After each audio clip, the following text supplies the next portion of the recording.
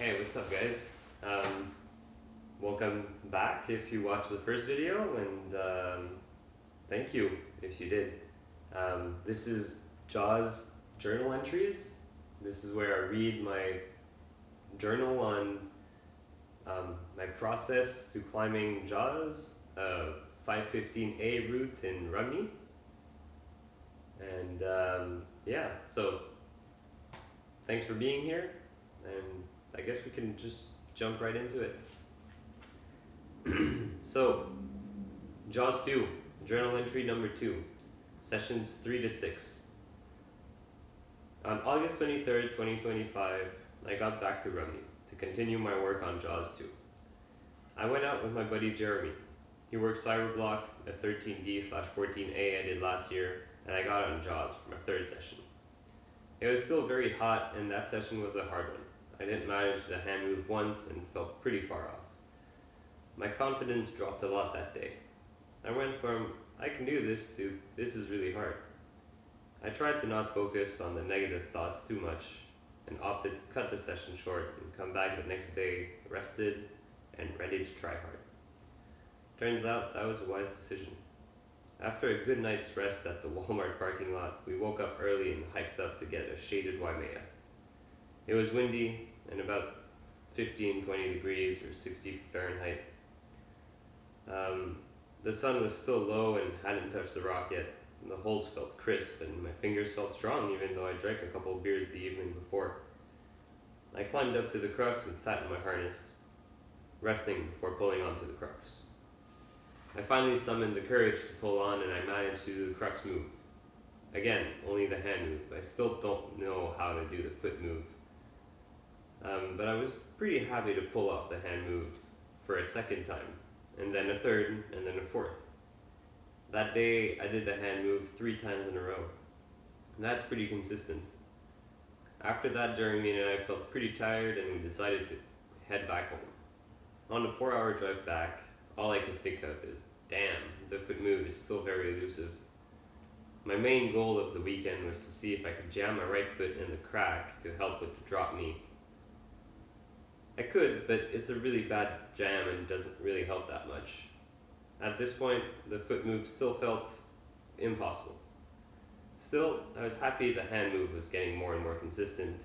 This means I can work the foot move more often.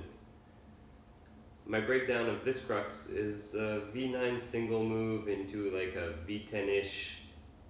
I guess it's a single move foot move, but it's more about like tension and moving the body before moving the hands. The hand move is like V9, and the foot move plus grabbing the next hold and getting out of the drop knee is about V10. On Darth Vader, if you put those two single moves up together, it gives like a V12 or V13 section.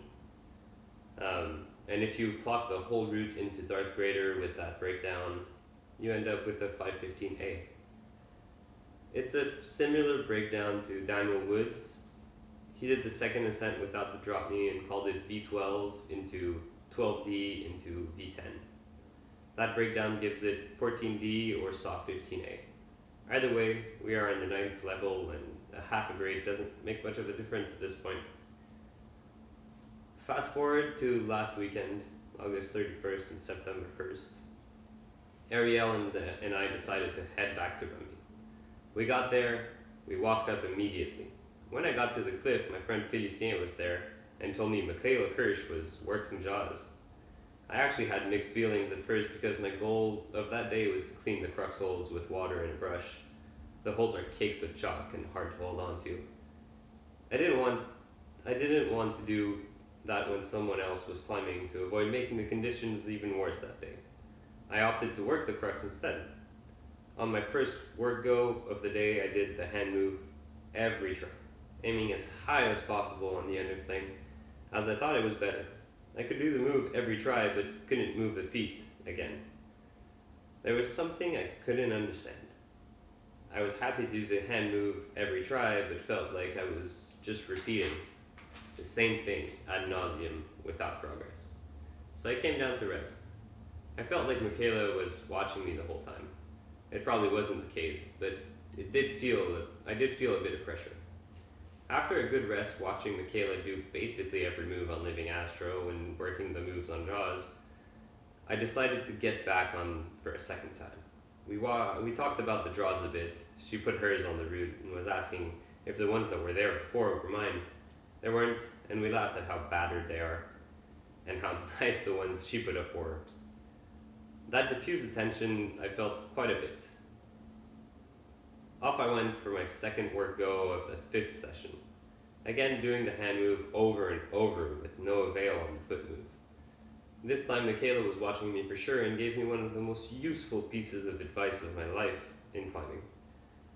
It was simple. She just told me to grab the handhold lower and that would help keep more tension on the foot.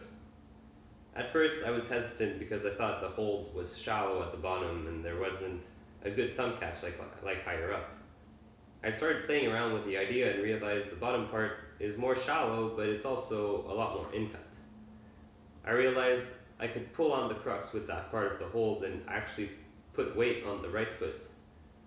That meant I could work the foot move individually without the hand move over and over again. That was pretty major and turns out it's exactly what I needed to progress. It definitely felt like a little breakthrough. Michaela then proceeded to basically forcing me to stay on the wall until I did the move. I almost did the foot move that day and could do the hand move, but linking the two still felt really hard.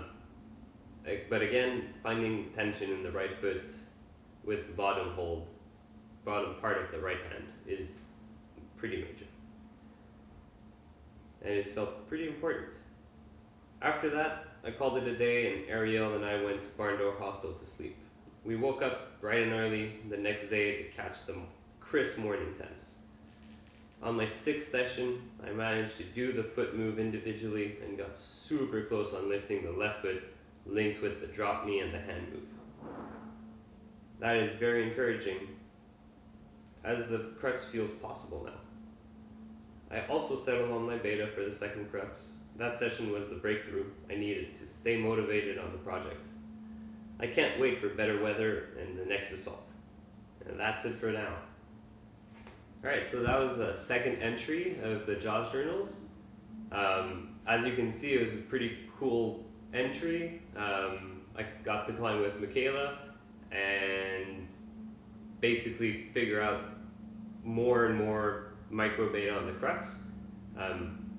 That's kind of the beauty of working a route with another person. You find good beta and you can share and you basically learn 10 times quicker than if you're working something alone. So that was really cool. Again, if you like this video, please like, subscribe, share, do all that stuff. The support is always really appreciated. And yeah, see you next time.